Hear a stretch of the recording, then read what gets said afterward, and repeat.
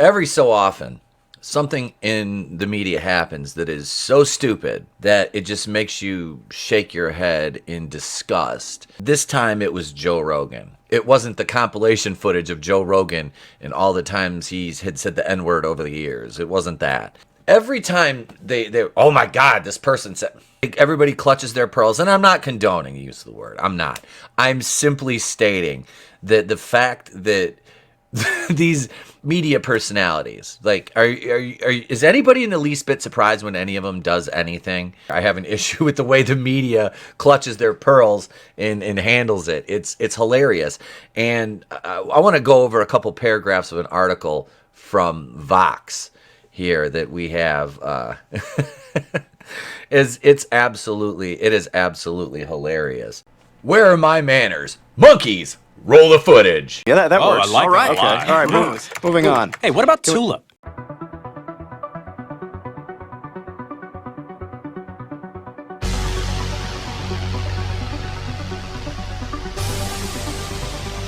And this article came out on the 23rd of February, so it's been out for a minute. I've kind of been trying to figure out a way to incorporate this into a video, and lo and behold, the second article we're going to cover from Bounding into Comics, because I'm only going to go over a couple paragraphs of this, because let's face it, Vox, their writers are good at concocting word salads that the entire thing could have been done within like 4 or 5 paragraphs, but they stretch it on because they probably get paid per character. They wanted this article to be as long and stupid as possible. How do you solve a problem like Joe Rogan? The problem of Joe Rogan is a problem of the modern internet. By Aja Romero. 2022 has not started off well for Joe Rogan, even before the headline-grabbing Spotify controversy that has made him perhaps an unwitting figurehead for extremist rhetoric. Are you fucking high? Extremist. Okay, so according to Vox, extremist rhetoric. Basically, these people say anything that they don't agree with is dangerous rhetoric, extremism, and a threat to our democracy, which are parroted talking points handed down from the retards in charge. Okay, and I will continually use that word because that's what these people are. They're literally mentally stunted, fucking retarded people who we, for some reason, give weight to their words, and it makes no sense. First, hundreds of health experts complained that he was frequently spreading COVID-19 misinformation through his massively popular podcast, The Joe Rogan Experience. Let's acknowledge that. And these hundreds of experts, that list, there was people who weren't even doctors on there. There was dentists, there was PAs, physician's assistants on there. You know, there was some NPs, some nurse practitioners, which they're just like a doctor. Okay, cool.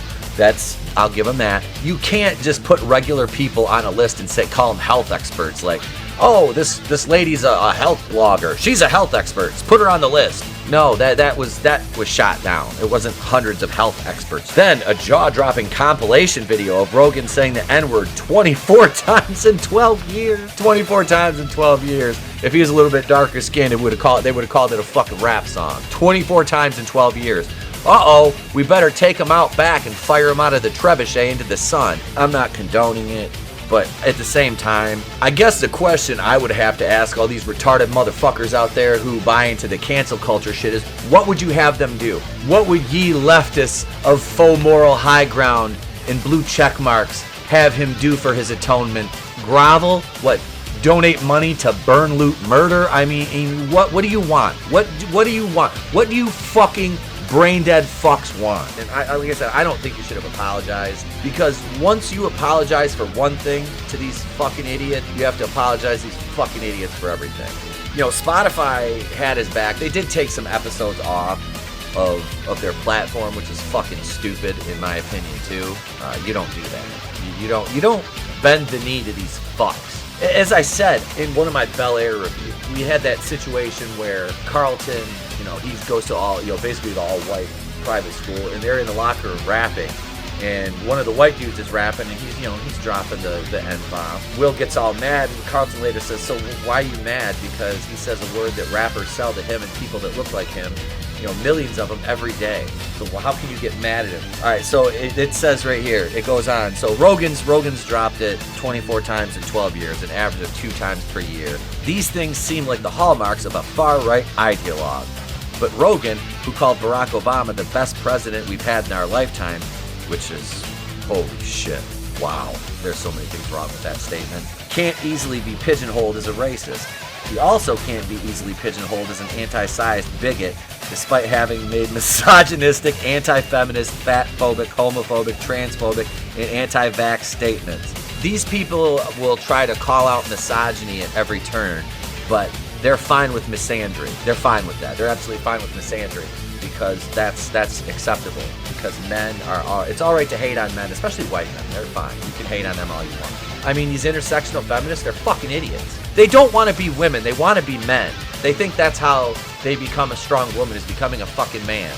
And that's kind of a nice segue into transphobic, fatphobic. They put all these phobics at the end of that. And phobia, I don't know if this author knows this, but phobia and phobic would denote that there's a level of fear. I don't think Joe Rogan fears fat people, trans people, feminists, or women. That they continually try to put, you're transphobic. I've said that before. I was like, it's not fear. And that gets met with a lot of vitriol. But it's true. I'm like, I'm not going to fucking placate your mental illness. I don't condone body shaming in any way. I'm not going to tell you you're beautiful if you're a morbidly obese sack of shit and it's your own fault. If you have a health condition that precipitated that, then that's not your fault. But if you're just a lazy fuck who sits around and is fat as fucking hell, and you don't do anything to change it, and you expect me to be like, you're so beautiful, oh my god, the way the sweat gathers on your forehead when you're out in the sun looking like a baked fucking ham? No, I'm not gonna reward you for that and be like, you're so healthy, slay. No, you should probably lose some weight before your heart fucking gives out. That's what I'm gonna say. People have to remember that. Joe Rogan is a fucking comedian. And back in the 80s and the 90s, comedians used to actually be allowed to be funny. They didn't have to homogenize and water down their routine. Hi, have you ever seen Don Rickles? Have you ever watched Eddie Murphy? Have you ever watched Richard Pryor, David Letterman, Robert Wool, Jay Leno, Martin Lawrence, Chris Rock? Have you ever watched any of those comedians? Lenny Bruce. Lenny Bruce was arrested for fucking jokes back in the day. These people would they would have you arrested over words if they could. Because words are like bullet. It just shows how small-minded and sycophantic they actually are. It's like, we can say whatever we want, but as soon as one of these bigots we don't agree with says it. An anti-vax statement. Questioning a narrative that you don't agree with is not being anti-vax. You can be pro-choice, but this is the thing is, they want absolute power over your body. These people who wanted to force the vaccine on everyone. They wanted absolute power over you. And and I've always said, if you want to get the vaccine, get the vaccine. But don't try to tell me, well, you have to get it or you're a bigot. Fuck you. Fuck you, okay? Fuck you. I'll never get the jab. I won't. Never. I don't fucking need it. I had COVID. I was fine in a fucking week. Fuck off with that shit, alright? It's not even easy to peg the podcaster who's famously endorsed progressive candidate Bernie Sanders in the 2020 election before anti-endorsing Biden as right-wing. Yeah, you can't, he's not right-wing. Joe Rogan is not right-wing. He's, I would say, a centrist to left-leaning libertarian on some issues. In fact, one of the things that makes Joe Rogan so popular among his millions of fans is his politics are so difficult to pin down. Rather than simply and easily slotting into a box labeled conservative, liberal, or even reactionary, he mainly holds both far right and far left in contempt.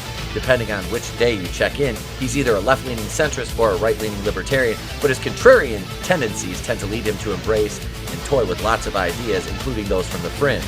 As his critics are quick to point out, in portraying himself as open-minded, Rogan platforms a lot of people whose ideas are dangerous. No, he doesn't fucking platform people with dangerous ideas. The word dangerous, the phrase dangerous ideas is a tool of leftists to try to disavow anything that they disagree with. They say, people like me who say, if you want to get the vax, get the vax. If not, consult your doctor. I always say consult your doctor. Go to your doctor. Don't listen to a YouTuber. Don't listen to fucking talking heads on television. Listen to your doctor. Don't listen to your friends. Listen to your doctor. They know what's right for you. And that's not dangerous. That's common fucking sense. If you think common sense is dangerous, I've got a bridge I'll sell you in Brooklyn, you dumb cunt. And without a background in journalism or seemingly any type of journalistic editorial oversight, Rogan, who has spent most of his podcasting career as a fully independent media host, hasn't always been the best person to critique or fact check his highly influential guest. What we have then is a problem that is both unique to the internet and reflective of the giant problem of the internet as a whole. Like the internet itself, Rogan and whatever dangerous misinformation, conspiracy theories, jerky bigotry, or offensive views he wants to serve up today are all unstoppable and essentially answerable to no one. He has all the audience, money, attention, and prestige of a traditional gatekeeper. There's another buzzword, gatekeeper. These fucks love to throw that word around. Who's gatekeeping ideas? Vox and Aja Romano, you dumb cunt. You people gatekeep because you don't want ideas that you don't agree with out there, but with barely any of the real pressure to assume responsibility for repeatedly making high-profile mistakes on the job. I hate listening to people like this because this idiot wrote this article. And like I said, I'll post a link in the description so you can go through the rest of it. It's fucking ridiculous. The public's growing lack of trust in traditional journalism and legacy media outlets. See, we're gonna stop right there. The public doesn't trust legacy media because legacy media is trash. We know that all they do is spew lies and propaganda and spin. We know that, and at both sides. If you sit there and watch a steady diet of Fox News or CNN, you might as well just go run your fucking head over with a truck because it's full of shit at that point. You've been piped so full of shit. And I'm sorry, don't sit there and be like, well, Fox, they're bad. They're not good. And I mean, CNN, let's be honest. How many people at CNN have been caught in the middle of, these sex offender things now? And yeah, so fuck you with anything you say positive about CNN, is they hire just straight up trash human beings. So all that being said, the Vox article that we just looked at, the few paragraphs, basically is just an indictment of Joe Rogan and his freedom of speech. They want his opinion suppressed because it's quote unquote dangerous misinformation, according to retards. According to retards, Joe Rogan is guilty of dangerous misinformation and being a bigoted, jerky, misogynist. If I was him, I would have owned it. I wouldn't have fucking apologized. I straight up would have said, I said what I said, fuck you. He's not gonna lose an audience over it. He's not. We make jokes on the channel all the time, but we joke on everybody. And if you can't joke on everybody, then you can't joke on anybody. There's no protected class. I'm sorry, you can make fun of whites, you can make fun of blacks, you can make fun of Asians, you can make fun of fucking Mexicans, you can make fun of gays, you can make fun of straights, you can make fun of trans, you can make fun of fucking any fucking alphabet fucking letter there is, you can make fun of them. I don't give a fuck. You can make fun of everybody. Because if you can't make fun of everybody, then you can't make fun of anybody. And then comedy is dead. Just don't be racist when you do it. That's the thing. But with that being said, I don't wanna hear, well, you're white, so you can't do that. But then you hear a black guy going, yeah, and then there's a bunch of white people, we was trying to watch them dance and it's shit like just the little stereotypical funny things like that. Like, I joke on myself for that. I was, we were at school the other day and the kids were like, Mr. Etep, can you dunk? And I'm like, I used to be able to. I'm like, a little bit old and fat for that now, kids. But yeah, I was like, for a whitey, I could jump a little bit. And they kind of looked at me like, what? Oh shit, I forgot. I was like, you kids aren't old enough, or it's not appropriate for you to watch white men can't jump yet. What? I'm not live, I'm recording, so okay. I can edit this out. I've already gone on for 20 fucking minutes, though. I hear you. I'm sure. But that's the thing, is you gotta be able to make fun of everybody. You can't make fun of anybody. I'm sorry. And like I said, I don't mean by making fun of, or comedy-wise, in terms contextually of comedy. Hey, I don't give a fuck. We make fun of fucking St. Floyd of fentanyl on this channel all the time. But how many other people do we joke on too? They're jokes. It doesn't matter. Like I said, if you're out there and you get offended, it's a joke, not a dick. Don't take it so hard, bitch. Let's go to this other article, though. I sat back and I'm like, should I write a script and really dissect these first couple paragraphs of this article? And I'm like, you know what? No, I read it beforehand. I read 5, 6, 7 paragraphs of the article. I'm like, okay, after that, we know this author just hates Joe Rogan because he's a white male. And he said the N-word 24 times in 12 years. So by media standards, oh my God, he should be dead. Oh, Jason, we should just shoot him into the sun.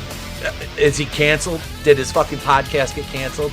And like I said, not condoning it. And speaking of hypocritical pieces of shit, here's Samuel L. Jackson.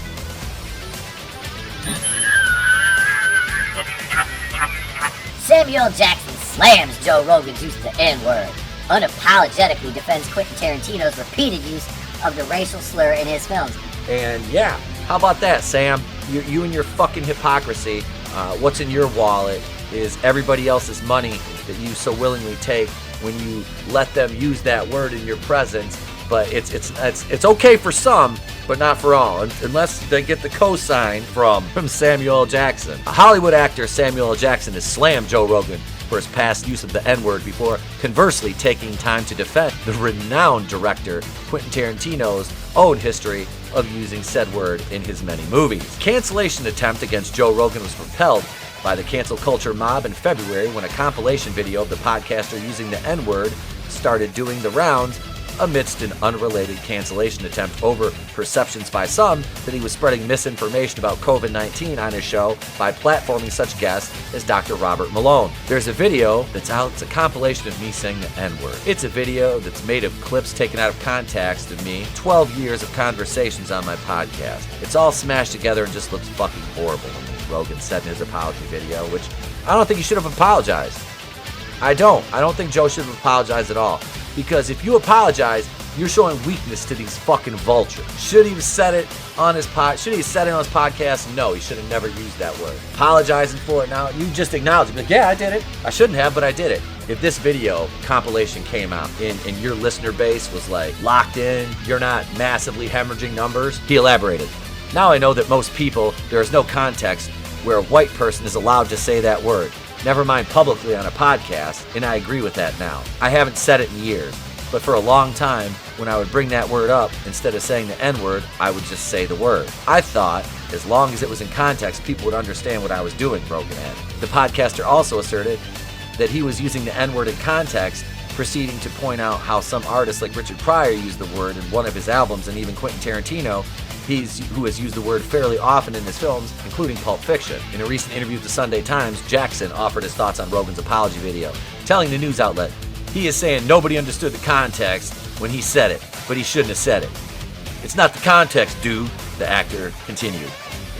He was comfortable saying it. Say that you're sorry because you want to keep your money, but you were having fun and you say you did it because it was entertaining. In regards to Rogan's claim that the clips in the aforementioned compilation were being taken out of context, Jackson asserted that there is a difference between using the N-word as a proper element to a particular story and using it as a punchline for a cheap laugh. Jackson, who has appeared in 6 films directed by Quentin Tarantino, went on to tell an anecdote involving Leonardo DiCaprio on the set of Django Unchained, to which the actor played a plantation owner in the 1850s who repeatedly used the N-word.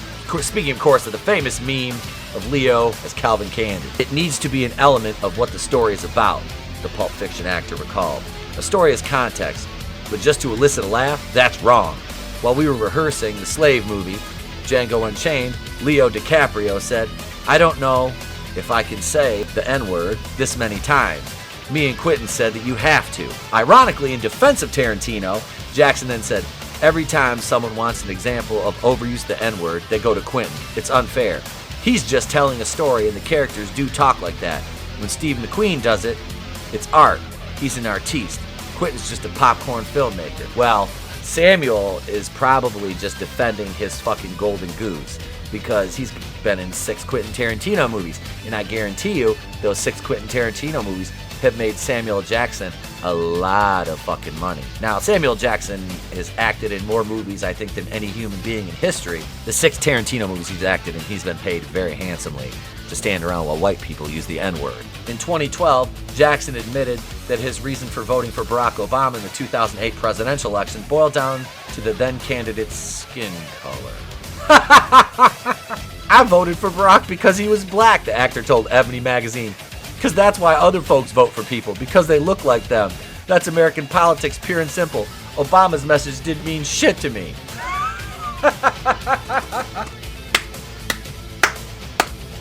Right there, folks, right there. His politics didn't mean shit to me. I voted for him on his skin color. I have never once voted for somebody just because they're white. Like, what the fuck? This is why you don't take the opinions of actors, and this goes for actors and actresses on both sides of the aisle, as gospel. They're trained fucking parrots.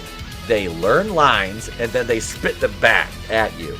They do the same thing with media talking points. Their handlers tell them what to say, and then they regurgitate the opinions to you. And that's the caveat to dealing with retards. Oh, God. See, it'd be all right for him to say, oh, these white motherfuckers. It would. It'd be all right for Samuel Jackson to say it because they'd be like, oh, he's an underrepresented minority. So I love how they say, oh, they're so underrepresented. The motherfuckers worth, how much, as a matter of fact, hang on, let's see how much Samuel Jackson's worth. Here's right here, let's say Samuel Jackson net worth. Samuel L. Jackson is worth $250 million. $250 million. I think with $250 million, you can go out and buy enough Kleenex to fucking dry your tears from hearing Joe Rogan say the N-word 24 times in 12 years. Jackson then explained why he believed Obama was a better choice than Republican candidate John McCain, proceeding to make excessive use of the N-word to drive his point across. Of course he did, because he has to show that he can use it. When it comes down to it, this is Jackson's quote, when it comes down to it, they wouldn't have elected a blank, he declared, because what's a blank? A blank is scary. Obama ain't scary at all. Blank don't have beers at the White House. Blank don't let some white dude, while you in the middle of a speech, call him a liar. What the? The actor added, a blank would have stopped the meeting right there and said, who the fuck said that? I hope Obama gets scary in the next 4 years, because he ain't got to worry about getting reelected. Oh my God. And that right there, can you juxtapose that? Put a white person saying that. Take all the N-words out of it. Replace that and have say that's Joe Rogan saying that without all the N. Say he's talking to, like, say Joe Rogan says a white president ain't gonna let some black man call him a liar in the middle of a speech. Like, can you imagine the fucking meltdown if that would have happened? But Samuel Jackson, it's just fine. It's fine. We're all fine. This whole controversy is a non-troversy. Joe Rogan is not spreading disinformation that's dangerous to our democracy. He's not an insurrectionist. He's not a racist. He's a fucking podcast host and an edgy comedian who knows how to push the envelope, like the comedians back in the day did. This whole, oh, you have to apologize. You shouldn't have said it. There. Shouldn't have said it, okay? But it's out there. People clipped it all together to try to bury him. It didn't work. So now all these fucking retards from Hollywood have to try to bury him. And when that doesn't work, the whole thing will be swept under because some other retard will do something. And then everybody else will be like, looking at, that's exactly what's going to happen. I don't even listen to Joe Rogan. Do I think he should be deplatformed for having these people who are spreading dangerous misinformation? No, he shouldn't be canceled. Nor should Samuel L. Jackson be canceled for being a fucking moron. Or Quentin Tarantino for being a fucking moron who shows way too many feet in his movies. We get it, Quentin. You have a foot fetish, bro. And you like to say the N-word. We get it, Quentin. We get it. It's all right, man. You and Rex Ryan can go hang out in support groups together. But seriously, I feel like this whole thing was overblown, and now they're trying to drag it out, and they're trying to add all these, like, it's like a bill going through Congress. Like, they're trying to add all these little riders onto it. Like, he said the N-word 24 times. Oh, he had disinformation. Oh my God, he had an alt-right person. Jordan B. Peterson is not an alt-right. Joe Rogan's not right-wing. These people can't accept that, though, because he's white. That's what it is. He's white. That's why he's automatically, oh my God, and then they get mad because they can't paint him as right-wing because he's a fucking Bernie bro. And he loved Obama. That doesn't sound like a very conservative to me. So now it's your turn. What do you guys think? Let me know in the comments below. Am I going to get canceled for this video? Probably fucking not, because I don't care. Let me know what you think. Do all the YouTube things. Smack that, bitch slap that like button for me.